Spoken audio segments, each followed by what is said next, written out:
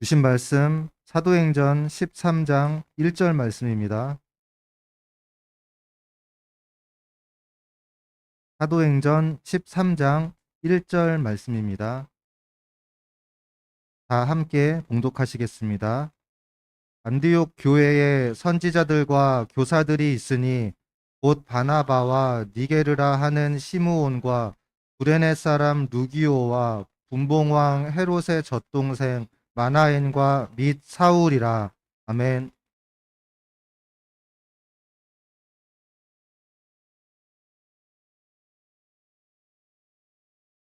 예, 저희는 지금 계속해서 사도행전을 함께 살펴보고 있습니다. 그럼 보통 이제 이런 얘기 많이 들어보셨죠? 다른 것은 틀린 것이 아니다. 맞습니다. 다른 것은 틀린 것이 아닙니다. 그래서 우리는 서로의 다름을 인정하고 또 이해하고 또 함께 하는 것이 맞습니다. 그러나 다른 것이 틀린 것이 아니니까 무조건 다 수용하고 인정해야 될까요? 그렇지 않습니다. 여러분, 다른 것은 인정해야 되지만 옳고 그름을 가르는 그런 경우에서 틀린 거 있죠. 옳고 그름을 가르는 경우에 틀린 것. 그런 것들까지는 우리가 경계해야 합니다. 모든 것을 수용한다는 측면에서. 특히 교회라는 공동체는 세상과 달리 서로 다른 사람들이 모여서 하하호호하면서 모이는 친교 혹은 친목의 공동체가 아닙니다.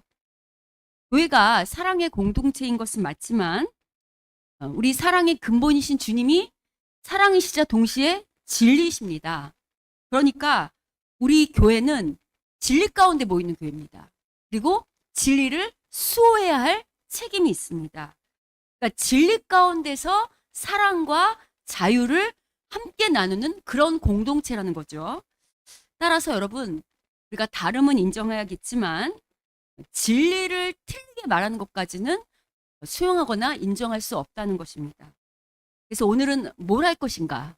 이런 맥락에서 오늘 본문을 통해서 다름과 틀림에 대해서 우리가 고민해보고, 또 오늘 본문이 어찌 보면 교회의 리더들을 말하고 있거든요. 그래서 교회의 리더는 어떤 사람들이 되어야 하는가, 어떤 모습이었는가에 대해서도 함께 고민해 보려고 합니다. 자, 일단 우리 그동안 했던 사도행전 이야기를 좀 복습하면, 여러분, 예루살렘에 구제 헌금하러 바나바와 바울이 내려갔던 거 기억하십니까? 거기 가서 여러 일을 겪었죠. 야고보의 순교하는 그 죽음 사건이라든가 베드로의 탈출 사건, 또 헤롯 아그리파 1세의 죽음 사건과 같은 그런 일들을 경험했던 그 바나바 바울이 다시 최초의 이방인 교회인 수리아 안디옥 교회로 돌아옵니다. 누구를 데리고? 마가, 요한을 데리고. 자, 이제 오늘 우리가 지금 13장 1절을 읽었는데요. 이제 앞으로 13장부터는 그동안 사도행전의 중심 인물이었던 베드로의 이야기는 더 이상 등장하지 않습니다. 왜 그럴까요?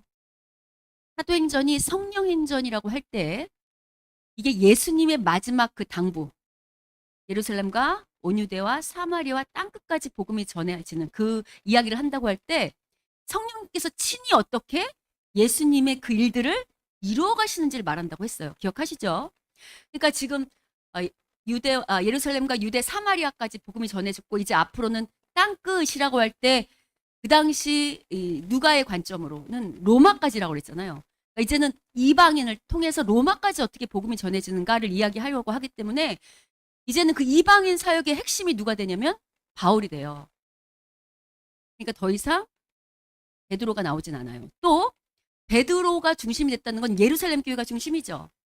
그러니까 더 이상 예루살렘 교회 이야기도 나오지 않을 거고요. 바울이 중심이 된다는 것은 이제 바울을 오늘 보면 이제 우리가 이번 주와 다음 주에 살펴보지만 파송할 거거든요. 선교사로. 그럴 때 그 파송을 누가 하냐면 수리아 안디옥 교회가요. 그러니까 그 중심에 누가 있냐면 바울과 수리아 안디옥 교회가 있다는 거죠. 자, 지금 제가 설명해 드렸던 것처럼 바울이 이방인의 사역자로 이제 중심 인물로 떠오른다고 할 때 바울이 혼자 무조건 사역에 뛰어들면 될까요? 선교 사역에? 그렇지 않죠. 어, 베드로가 사역할 때 혼자 사역한 게 아니라 베드로가 어디를 중심으로 교회를 예루살렘 교회를 중심으로 했던 것처럼 바울도 이방에 선교를 하려면 교회가 있어야 되잖아요. 교회가 선교사로 파송해야 되죠.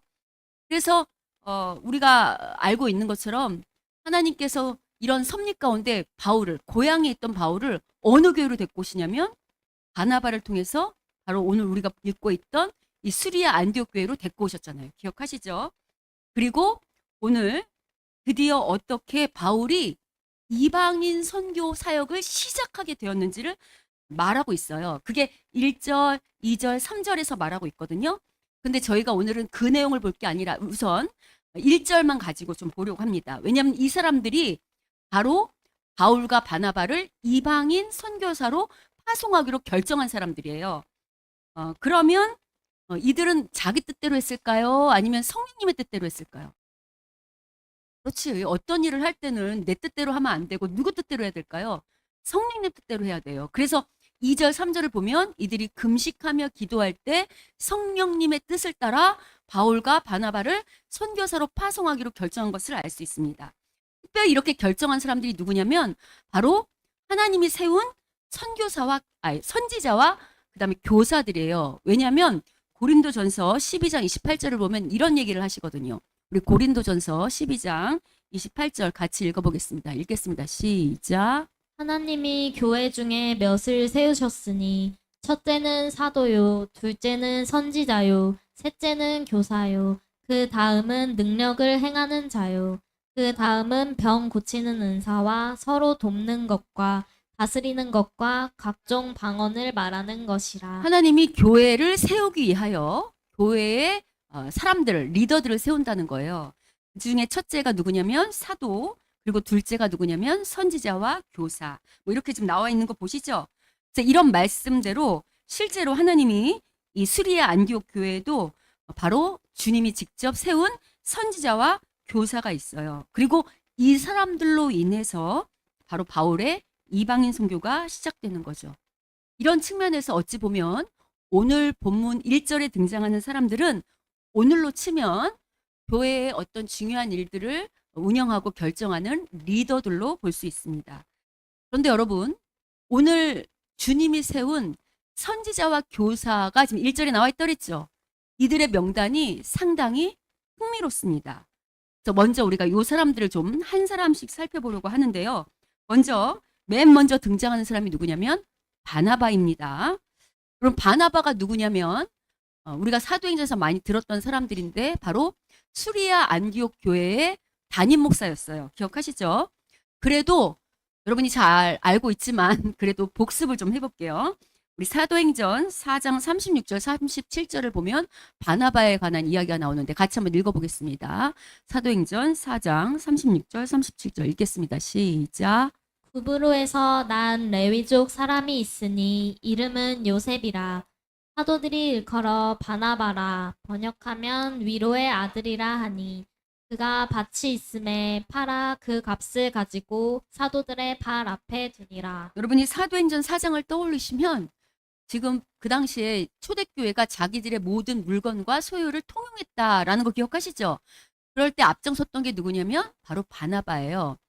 여러분 지금 바나바가 자기의 소유를 팔아 교회를 섬길 만큼의 믿음이 있었다는 것은 뭘 말하냐면 자기 소유권이 누구에게로 이전됐음을 알 수 있죠? 그렇지. 주님에게로 이전되었음을 알 수 있어요. 여러분 기독교의 핵심이 주인이 바뀌는 거다. 기억하시죠? 주님으로 주인이 바뀌는 거다라고 할 때요. 주인이 바뀐 사람은 주님의 명령대로 살 수밖에 없어요. 그래서 어떤 삶을 사냐면 하나님 사랑, 이웃 사랑의 삶을 살 수밖에 없어요. 근데 지금 바나바가 그런 삶을 실천했다고 말하고 있어요. 또 이렇게도 말합니다. 사도행전 11장 24절도 보겠습니다. 자, 사도행전 11장 24절 읽겠습니다. 시작. 바나바는 착한 사람이요 성령과 믿음이 충만한 사람이라. 이에 큰 무리가 주께 더하여지더라. 지금 바나바를 어떻게 소개하냐면 하나님 앞에 신실한 사람, 착하고 그다음에 성령과 믿음이 충만한 사람. 그래서 이가 가는 곳마다 사람이 더 붙는 거 보이세요? 네, 함께 하려는 사람들이 많아지는 거. 자, 이처럼 이런 연유로 하나님께서 이 사람을 수리아 안디옥 교회 최초 이방 교회인 수리아 안디옥 교회의 초대 담임 목사로 세우신 것 같습니다. 그리고 이 바나바의 또 훌륭한 점은 자기만 서는 사람이 아니라 자기 믿음만 세우는 사람이 아니라 바울처럼 그렇죠? 고향의 낙향에 있던 바울을 데려와 그를 부사역자로 세우고 마침내 이방의 선교사의 핵심으로 세울 만큼 다른 사람을 세울 줄 아는 진짜 믿음의 사람이었다는 거예요. 자, 그 다음으로 등장한 사람이 누구냐면 바로 니게르라 하는 시므온입니다. 보이십니까? 여러분 13장 1절 보세요. 니게르라 하는 시므온 보이죠? 여러분 요 니게르라 하는 시므온이라고 할 때 요 앞에 니게르는 이 사람을 꾸며주는 말인데 요 니게로에 대한 이야기는 좀 논쟁이 많아요. 왜냐하면 이제 어떤 분들은 요 니게로에서 보통 헬라어가 라틴어가 되고 라틴어에서 영어가 나왔다고 할 때 여러분 니그로가 붉은, 블랙, 검은 이런 뜻이거든요. 근데 이 그러니까 검다의 어원을 이 니게로로 봐요. 그래서 니게로라 하는 시므온 그러면 어떤 생각을 하냐면 시므온이 흑인일 가능성이 높다는 거예요. 이 부분은 조금 논쟁이 있어요. 그러나 여하튼 요 시므온이란 사람 성경에는 시므온이라는 이름이 여러 명 등장해요. 근데 오늘 본문이 말하는 이 시므온은 다른 본문에서 말하는 시므온이 아니에요. 여기만 등장하는 시므온이에요. 그러니까 여하튼 이 사람이 진짜 흑인인지 아닌지는 알 수 없지만 여하튼 이 사람이 유대인이 아닌 것만은 확실하다는 거. 그리고 그 다음에 등장하는 사람이 누구냐면 구레네 사람 루기오 보이세요? 자, 요 구레네는 오늘로 치면 키레나이카라고 하는 북아프리카 지역이에요. 요 루기오는 성경의 어떤 인물과 동일 인물로 보냐면 바로 로마서 16장 21절입니다. 우리 로마서 16장 21절을 같이 한번 읽어보겠습니다. 읽겠습니다. 시작. 나의 동역자 디모데와 나의 친척 누기오와 야손과 소시바더가 너희에게 지금 문안하느니라. 로마서에 바울이 편지를 하면서 자기와 함께 있는 사람들의 이름을 이렇게 대면서 저도 왜 누구한테 안부를 물을 때 나와 함께하는 좋은 우리 교회 성도 누구가 지금 나와 함께 했는데 너희에게 문안한다 이럴 수 있잖아요. 지금 그런 이야기를 하는 거예요. 근데 여기 보면 나의 친척 누기오 보이세요? 여기는 우리나라 번역성계에는 누기오로 번역돼 있지만 헬라어 원문을 보면요. 똑같이 둘 다 오늘 13장 1절의 루기오나 이 로마서 16장 21절의 누기오나 모두 루키오스라는 똑같은 이름으로 번역돼 있어요. 그래서 많은 학자들이 요 두 성경에 등장하는 사람을 같은 인물로 봐요. 그럼 이럴 때 요 구레네 사람 루기오는 누구의 친척이 되냐면 바울의 친척이 되는 거예요. 이해가 되세요? 근데 이것도 단정 지을 수는 없어요. 우리가 2000년 넘게 있는 일을 어떻게 알 수 있어요? 그냥 그럴 수 있다. 또 그렇지 않다 해도 큰 문제가 될 건 없어요. 여하튼 출신과 지역, 성분이 다르다. 그러니까 이 사람이 정통 유대 출신이 아니라 지금 북아프리아 지역에 사는 친척이라고 할 때 정말 유대인인지 아닌지 알 수는 없지만 어쨌든 정통 유대인은 아니다. 예루살렘 출신 아니다. 이걸 지금 말하고 있습니다. 자, 그 다음에 누가 등장하냐면 그 다음에 분봉왕 헤롯의 동생, 젖동생 마나엔 이렇게 등장하는 거 보이세요? 다시 누가 등장한다고요? 분봉왕 헤롯의 젖동생 마나엔. 여러분 여기서 분봉왕 헤롯은 누구냐면 여러분 예수님이 태어났을 때 그 영아들 다 죽여라 했던 사람 누군지 아세요? 대헤롯. 그 대헤롯의 셋째 아들이에요. 분봉왕 헤롯. 대헤롯이 그 유대 왕이 됐을 때 자기 세 아들에게 영토를 나눠주면서 분봉왕을 삼아요. 그러니까 대신 자기를 대신해서 이 지역은 네가, 이 지역은 네가 이렇게 나눠준단 말이에요. 그럴 때 요 분봉왕 헤롯은 바로 갈릴리와 베레아 지역을 통치했던 왕이에요. 근데 이 사람이 누구냐면 세례 요한 죽였던 사람 기억하세요? 세례 요한 죽였던 헤롯. 그게 바로 이 사람이에요. 여러분 이 분봉왕 헤롯이 세례 요한 왜 죽였을까요? 이 사람이 자기 이복 동생인 헤롯 빌립의 아내 헤로디아를 취했어요. 여러분 이복 동생 아내를 취하면 돼요, 안 돼요?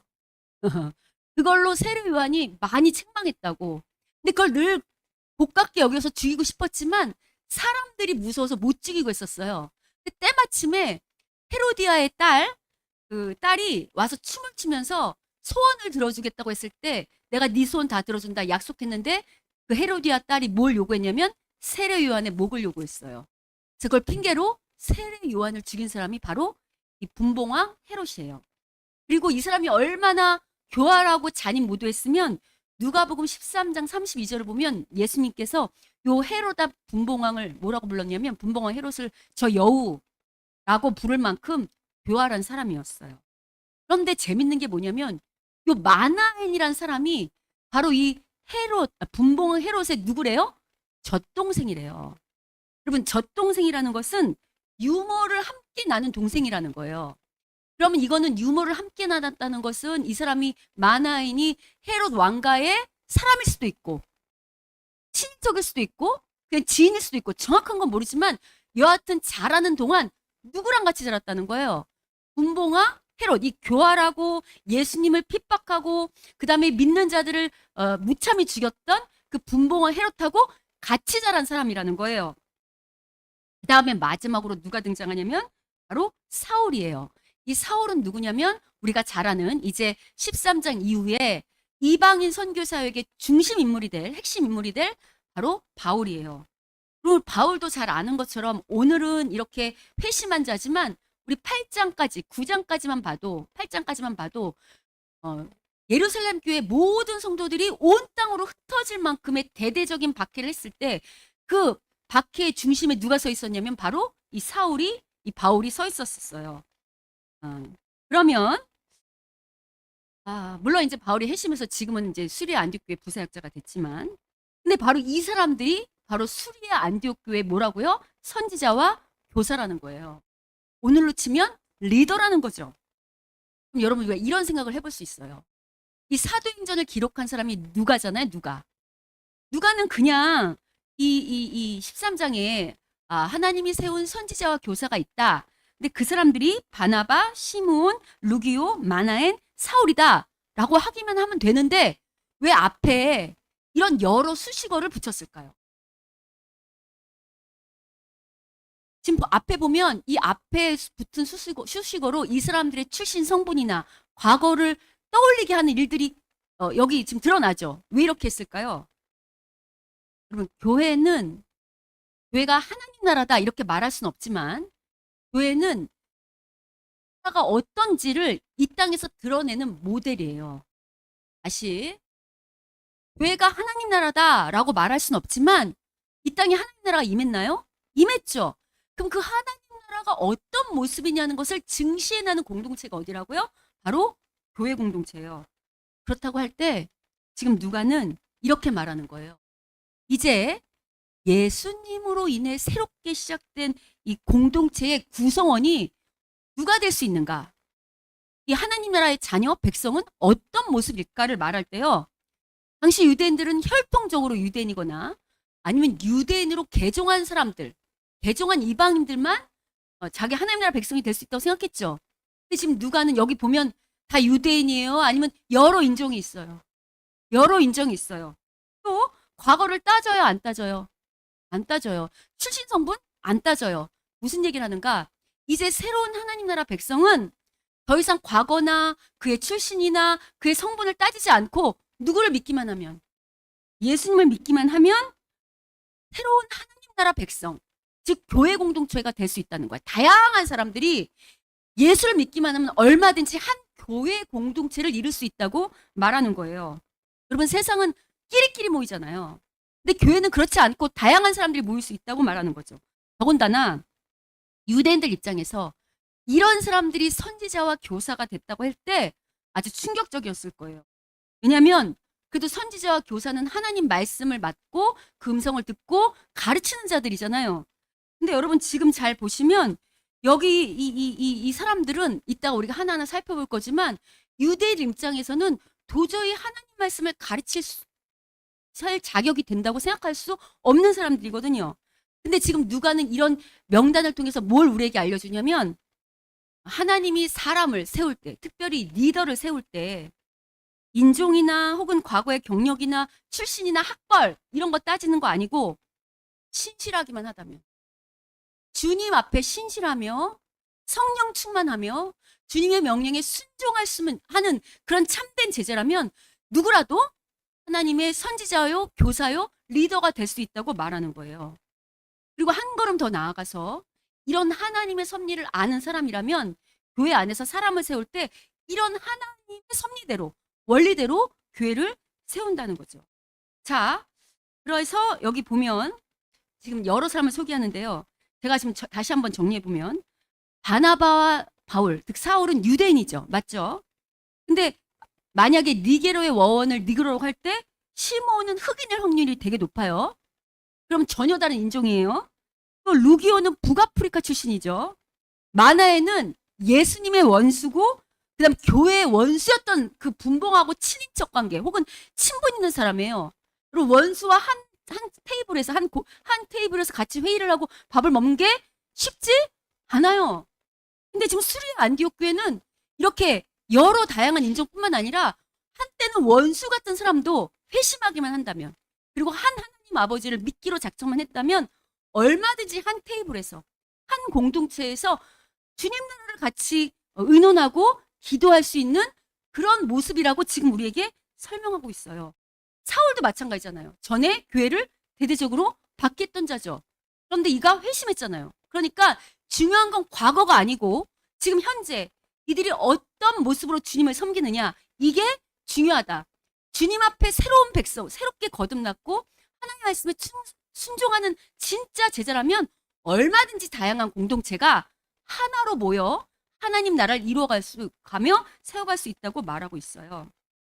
그리고 하나님은 이런 사람들을 얼마든지 리더로 세우신다고 말하고 있죠. 자, 그러면 이런 거를 잘 생각해 보면 이들이 자라온 환경과 문화가 다 똑같을까요? 다를까요? 다르겠죠. 그러면 교회를 이들이 리더니까 함께 회의할 때 어떤 도모하는 방식이 똑같을까요? 다를까요? 다를 수 있죠. 그래서 여기서 알 수 있는 게 교회는 서로의 다양성, 서로의 다름을 인정해야 된다는 거예요. 여러분 이건 교회만이 아니라 세상도 마찬가지예요. 특별히 우리 젊은 청년들 세상에 나가면 나와 다른 사람도 있을까 없을까요? 있어요. 다른 걸 틀리다고 생각하면 안 되고 그 다른 것들을 수용하고 인정할 수 있는 능력이 있어야 돼요. 그런데 여기서 중요한 게 있어요. 제가 앞서 언급한 것처럼 다른 것은 인정하되 옳고 그른 것은 분별해야 될까요? 분별해야 할지 말아야 될까요? 분별해야 돼요. 우리가 교회 일을 어떤 일을 할 때 비본질적인 일들에 있어서는 서로 다른 방식들을 같이 논의할 수 있어요. 그러나 본질적인 방식에서는 서로 다른 것들을 인정하면 안 되고 성경이 말하는 진리의 방식이 있어요. 그럴 때는 뭐를 고수해야 되냐면 이 성경이 말하는 진리의 방식들을 고수해야 돼요. 그럼 예를 들면 보통 우리 한국 속담에 이런 말이 있어요. 뭐로 가도 서울만 가면 된다. 다시 어떤 속담이 있냐면 뭐로 가도 서울만 가면 된다는 속담이 있어요. 여러분 이 속담 우리 기독교인들에게도 적용될까요? 되지 않을까요? 대답해 보세요. 적용될까요? 되지 않을까요? 적용할 수 있을까요? 뭐로 가도 서울만 가면 된다. 말씀해 보세요. 왜 안 될까요? 그렇지. 우리는 결과를 보는 게 아니라 과정이 중요한 사람들이에요. 우리의 가는 과정이 하나님 보시기에 합당하냐. 뭐로 가도 되는 게 아니고 서울만 가면 되는 게 아니고 하나님 보시기에 합당한 방식으로만 가야 되는 거예요. 그래서 여러분 우리가 방식이라는 본질 가운데서는 서로 다름을 인정할 수 있지만 하나님이 아닌 세상의 방식 혹은 미혹의 영들의 방식으로는 그걸 주장할 때는 그걸 함께 할 수 없어요. 그 방식의 다름을 인정할 수 없다는 거예요. 여러분 어찌 보면 오늘 이 본문이 말하는 것처럼 우리들은 오늘날 다 왕 같은 제사장이요 하나님이 세운 선지자요 교사일 수 있어요. 오늘은 어떤 특별한 사람만 제사장이나 특별한 사람만 선지자나 특별한 사람만 교사가 아니고요. 우리가 하나님 말씀을 제대로 이해하고 서기만 한다면 오늘은 다 왕 같은 제사장이고 선지자고 교사라고요. 그러나 그럼에도 불구하고 아무나 함부로 선지자와 교사가 될 수는 없어요. 왜냐하면 진짜 선지자와 교사 노릇을 하려면 올바른 진리를 분별하고 또 하나님 주신 올바른 지혜를 가지고 다름과 틀림을 분별할 수 있는 사람들이 선지자와 교사를 해야 돼요. 왜냐하면 선지자와 교사가 하나님 말씀을 가르치고 또 그 말씀이 뭘 말하는지 해석해 주는 사람들이잖아요. 여러분, 이런 올바른 지혜, 올바른 진리는 어디서 나올까요? 예, 말씀에서 나오는데 그냥 말씀에서 나오는 게 아니라 성부, 성자, 성령, 삼위 하나님과 올바른 관계를 가질 때만 나와요. 왜냐면 그 말씀을 해석하는 지혜를 누가 주시냐면 이 삼위의 하나님이 주시는데 관계가 올바로야 올바른 해석이 나올 거 아니에요. 맞죠? 특별히 여러분 오늘 본문의 사람들이 어떤 사람들이냐면 오늘 리더로 됐던 선지자 교사 같은 사람들을 보면 2절, 3절을 보면 주님과 깊이 교제했던 사람들임을 알 수 있어요. 아까 여러분이 주님과 깊이 교제한다고 할 때 기도만 생각하는데요. 무조건 기도만 하시면 되는 게 아니고 말씀이 하나님이잖아요. 말씀을 통해 하나님을 알 수 있죠. 이 말씀을 잘 묵상하는 사람들이 돼야 돼요. 말씀 묵상을 토대로 기도하고 교제하는 사람들. 자, 그러면 일단 오늘 본문으로 우리가 알 수 있는 거. 여러분, 교회는 나와 다른 여러 다양한 사람들을 수용하고 인정해야 되는 거, 또 이해해야 되는 거 맞습니까? 맞습니다. 그러면 무조건 다 수용하고 다 교회 공동체로 받아들여야 합니까? 무조건 다양한 사람 다 인정하니까 우리 교회 들어오겠다고만 하면 모든 사람이 다 인정하고 들어보내야 되냐고 지금 묻는 거예요. 우리 교회 공동체로 다 인정해야 되냐고 묻는 거예요. 여태까지 설명해드렸잖아요. 제 질문이 어려워요? 제가 다시 해볼게요. 교회가 여러 다양한 사람들, 여러 다른 사람들을 다 수용해야 되는 거 맞죠? 그러면 다르다고 다른 사람을 수용해야 한다는 측면에서 모든 사람이 우리 교회에 들어온다고 할 때 다 받아들여야 하냐고 묻는 거예요. 그렇지 않습니다. 그럼 이거를 실제 우리 현실에서 적용하면 이렇게 말할 수 있어요. 좀 더 현실적으로 제가 설명해드리면 그러면 다른 것은요 같이 공존할 수 있어요. 함께 할 수 있다고요. 근데 틀린 것은 공존할 수 없어요. 함께 할 수가 없어요.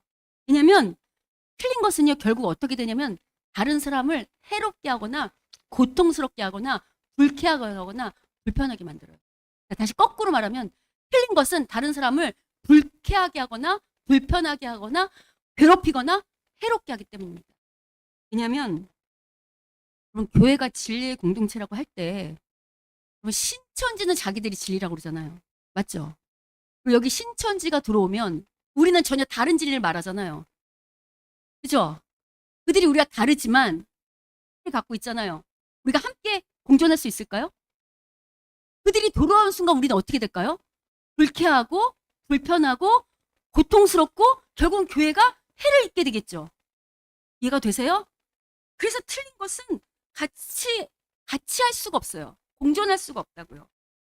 특별히 여러분, 이제 진리가 하나님이 진리라고 하실 때 그동안 진리가 아닌 토대 위에 서 있는 사람들을 보면 꼭 그런 건 아니지만 대부분 어떤 측면이 강하냐면 다른 사람을 자기의 신앙이나 자기의 어떤 믿음으로 조종하려고 해요. 강해요. 조종하려고 하는 게. 근데 여러분 우리가 믿는 진리가 하나님이시라고 할 때 우리 하나님 우리를 조종하시나요? 그렇지 않아요. 우리가 믿는 하나님은 인격적이시라 우리를 조종하시는 게 아니라 우리를 기다리세요. 언제까지? 우리가 스스로 진리이신 하나님께 어떻게 하도록? 항복하도록. 우리가 자발적으로 항복하도록 데려가시고 그렇게 일하시고 그렇게 기다리시지 절대 우리를 조종하지 않으세요. 근데 여러분 이상한 진리 가운데 있는 사람들, 성경을 이상하게 해석하는 사람들은 자기 믿음으로 꼭 어떻게 하냐면 다른 사람을 조종하려고 해요. 그게 특징이더라고요. 자, 그래서 여러분 권면과 조종은 달라요. 왜냐하면 이렇게 조종하는 사람은 진리이신 하나님이 어떤 분인지 어떻게 사람을 구원하시고 그 구원한 백성을 어떻게 세우고 키워가시는지를 잘 모르니까 자기 맘대로 조종하는 거죠. 그렇죠? 자, 특별히 여러분 이 성경 이 사전적 의미로 틀린 것은 바른 점에서 어긋난 거라고 말해요. 바른 것에서 어긋난 것. 그리고 다른 것은 다른 것과 구별된다고 말해요. 그러면 틀린 것이 바른 점에서 어긋난다고 할 때 그럼 우리가 실제로도 생각해 보면 뼈마디가 제대로 맞춰야 되는데 이게 어긋났다는 거랑 마찬가지잖아요. 이게 어긋나면 어떻게 되겠어요? 고통스럽겠어요? 안 고통스럽겠어요? 그래서 아까 제가 말씀드린 거 틀린 건 고통스럽게 한다. 옆 사람을 공동체를 고통스럽게 하고 해롭게 한다. 그래서 여러분 실은 이 교회 공동체가 어떻게 보면 세상 사람이 되게 우스워 보이고 특별히 이렇게 대형 교회가 아닌 이 작은 교회들이 되게 우스워 보일 수 있을지 모르지만 여러분 이 교회 공동체는 아무나 올 수 있는 데가 아니에요. 여기는 하나님의 자녀로 부르심을 받은 그 귀한 특권을 가진 자들만 모이는 공동체예요. 이게 절대로 아무나 오는 공동체가 아니라고요. 제가 이제 외부 사역을 하니까 종종 저한테 저희 교회의 일원이 되겠다고, 저희 교회 구성원이 되겠다고 요청하는 분들이 있어요. 근데 여러분 제가 모르면 몰랐지. 아는데 아무나 이 교회 함부로 공동체로 들여보낼 수 있을까요? 그렇지 않아요. 우리가 갖고 있는 신앙의 이 진리와 또 이 성경이 말하는 이 진리와 어긋나거나 틀리면 절대 함께 할 수 없어요. 그래서 제가 거절할 때가 있거든요. 안 된다고.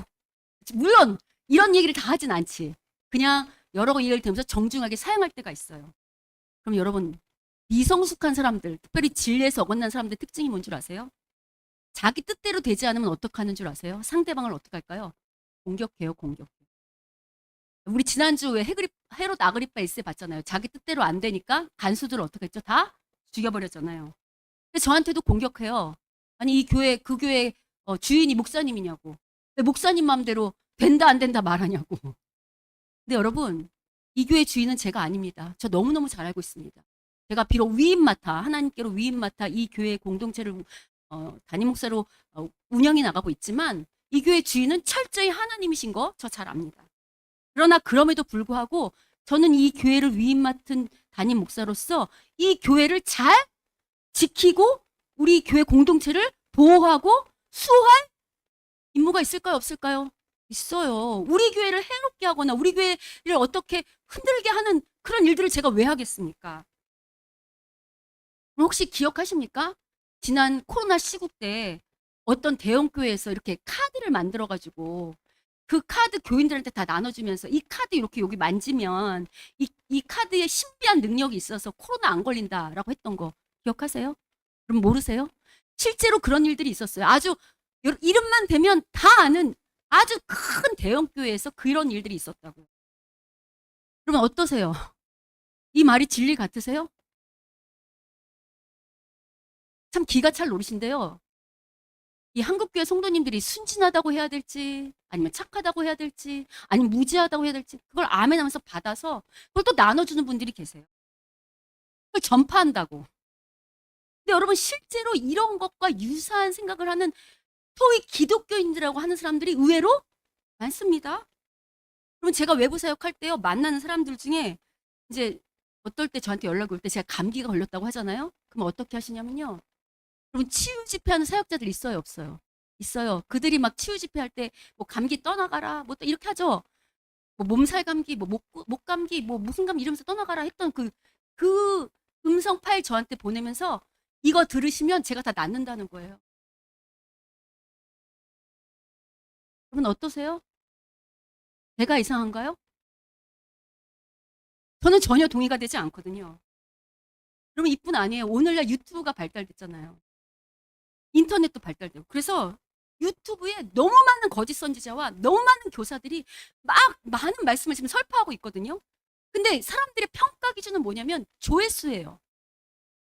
조회수만 많이 나오면 이 성경이 말씀의 진리와 부합하느냐 그러한가 그러한지 아니한가를 따지지 않고 조회수에 환호할 뿐만 아니라 특별히 어디에 환호하냐면 기적과 이적.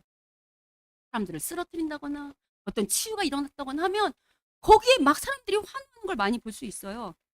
그럼 그래서 실제로 지금 제가 이름을 대긴 그렇지만 이상한 사역자들 꽤 있거든요.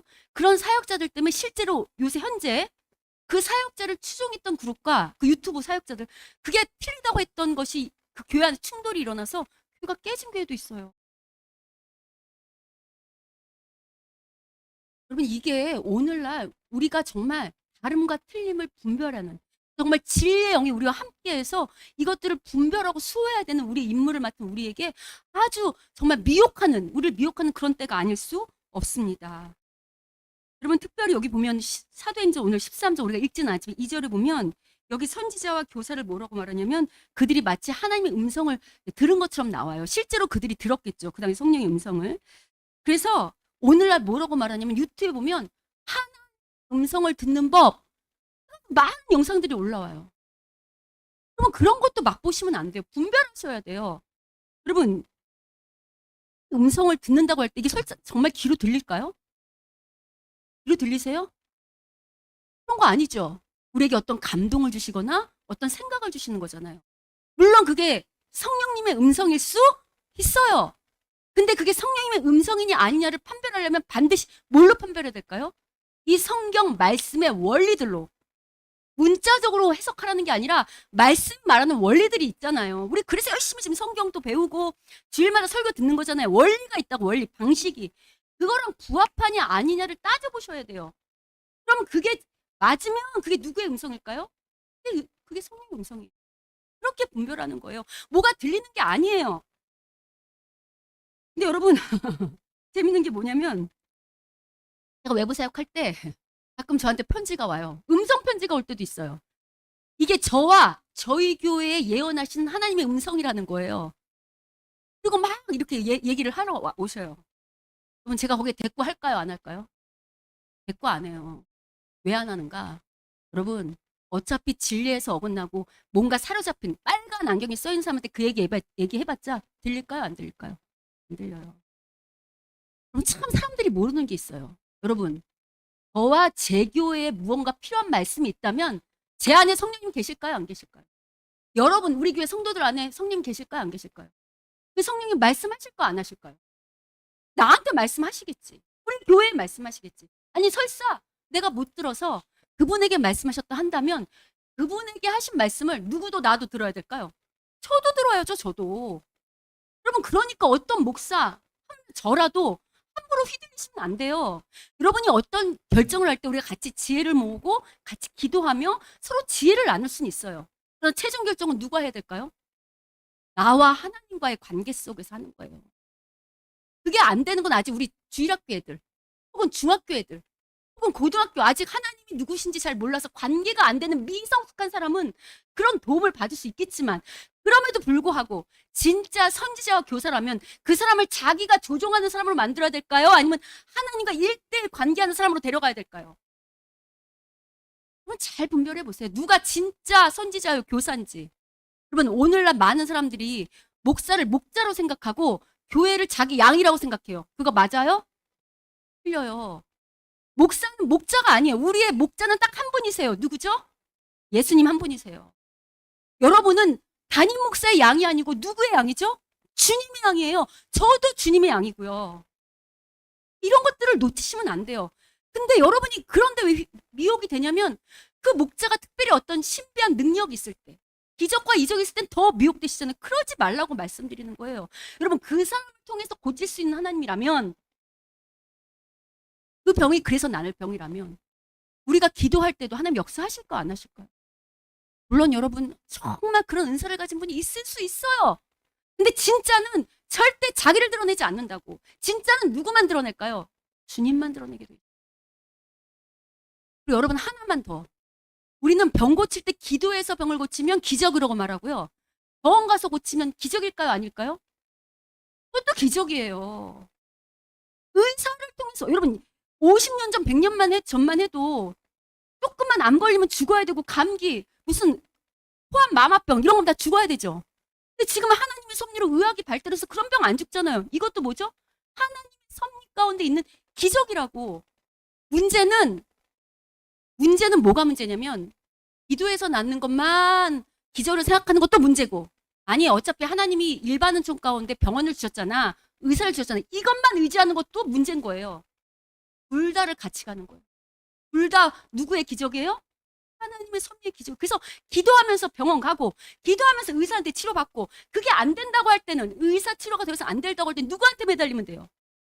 그래도 하나님이 데려가시면 그것도 하나님의 복이에요. 그게 진짜 믿음이라고. 그게 진짜 기적을 바라볼 줄 아는, 기적이 뭔 줄 아는 사람들의 진짜 믿음의 관점이라고요. 이해되세요? 여러분, 저는 우리 성도들이 너무 고마운 게 우리 성도들이 이런 데 미혹되질 않더라고요. 너무너무 감사해요.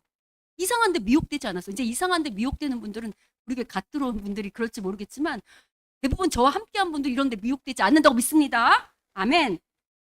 자, 무엇보다 여러분, 오늘 한 걸음 더 나아가서 오늘 본문이, 오늘 본문에 그 주님이 세운 선지자와 교사가 지금 수리아 안디옥 교회의 리더 역할을 한다고 할 때 연초 연말이 되면 교회에서 제일 많이 시험 드는 게 바로 직분에 관한 문제예요. 그죠?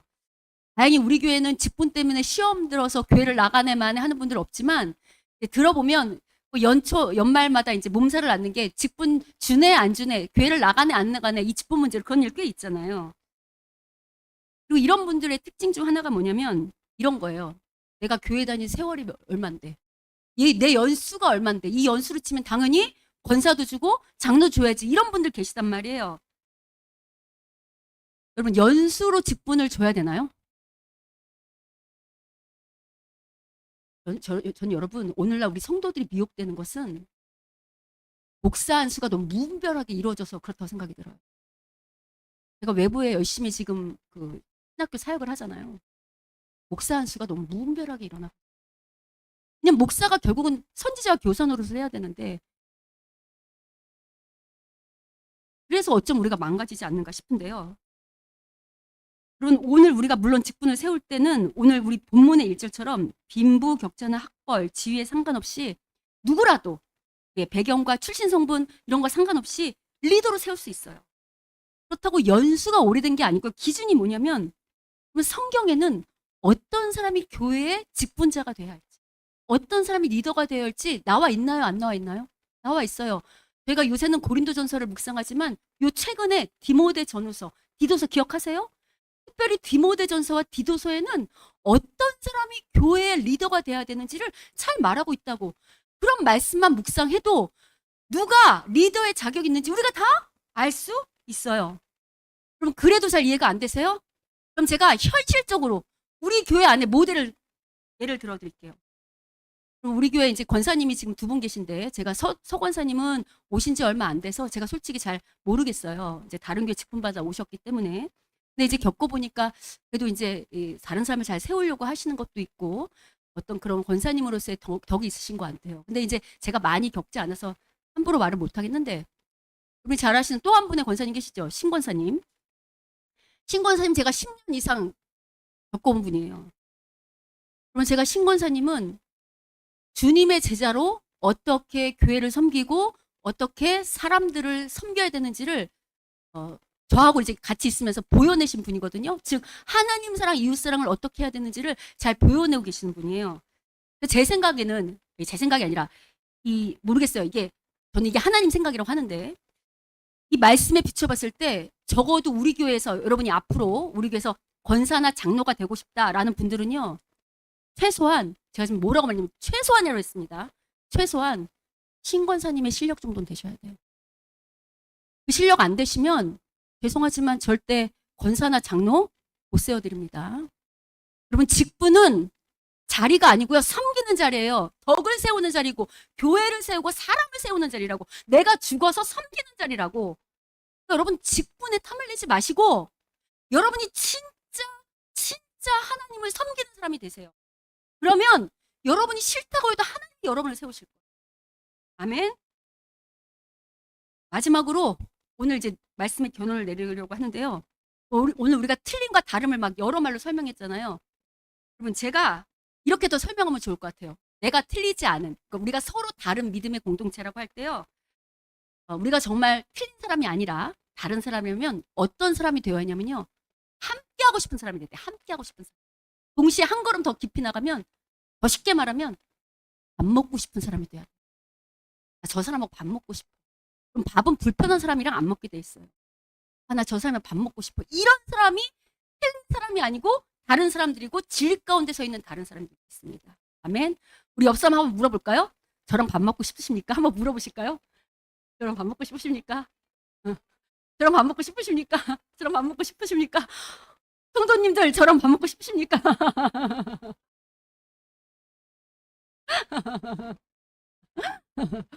여러분 우리가 여러분 우리가 밥 먹고 진짜 밥 먹고 싶다 저 사람이랑 이런 사람이 되면 참 좋겠습니다. 아멘 아멘.